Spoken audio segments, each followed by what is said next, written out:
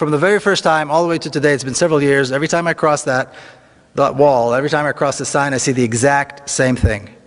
I see traffic jams. I see children going to school, which is probably the most common sight in Palestinian areas, is children coming and going to school. I see people going to work. I see shops. I've yet to see the Palestinians that want to kill me.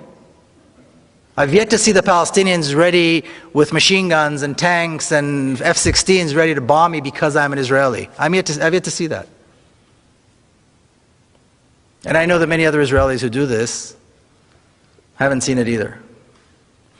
And with time, I began to realize this sign has nothing to do with security. The wall has nothing to do with security.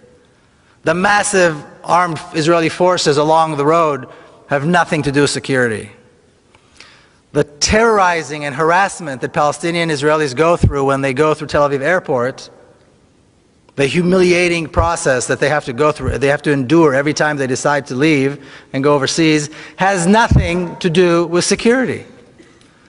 It has everything to do with racism, with hatred, and with a deep desire to keep us apart, to keep me privileged and them with no rights. That's the name of the game. That's what it's all about. Now in this picture I stand with my friend Jamal, who sat in Israeli prison for many, many years. In fact, he was given a life sentence, but he was exchanged in one of the prisoner exchanges between Israel and the PLO. And the reason he was given a life sentence is because he killed a soldier. He and 3 others saw 2 young Israeli soldiers guarding a bank in Ramallah, of all things. And soldiers are usually fully armed, of course.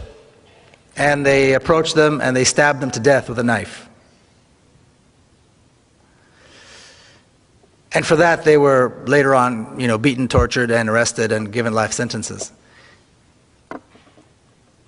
But when I see the picture of the 2 of us standing side by side, I have to wonder which one of us is really the terrorist. Because according to this, it's certainly not him.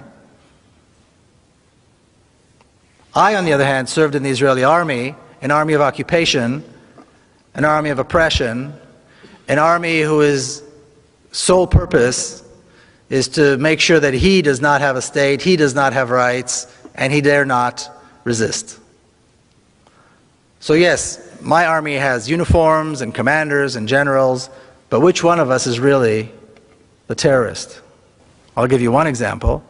Almost exactly 4 years ago, as Israel began its attack on Gaza, September the 27th, 2008, at 11:25 in the morning. What I refer to as the most shameful day in the Jewish history. The most shameful day in the history of the Jewish people. Israel began carpet bombing Gaza, and on the first day of what was to be a 21-day attack, they dropped 100 tons of bombs. Okay, a 1-ton bomb will decimate an entire city block. Gaza is one of the most densely populated places in the world. 800,000 children live in Gaza.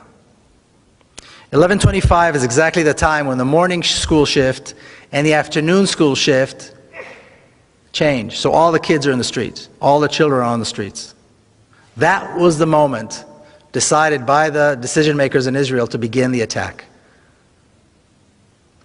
This was the first day of a 21-day slaughter that had absolutely no justification. If that's not terrorism, I don't know what is.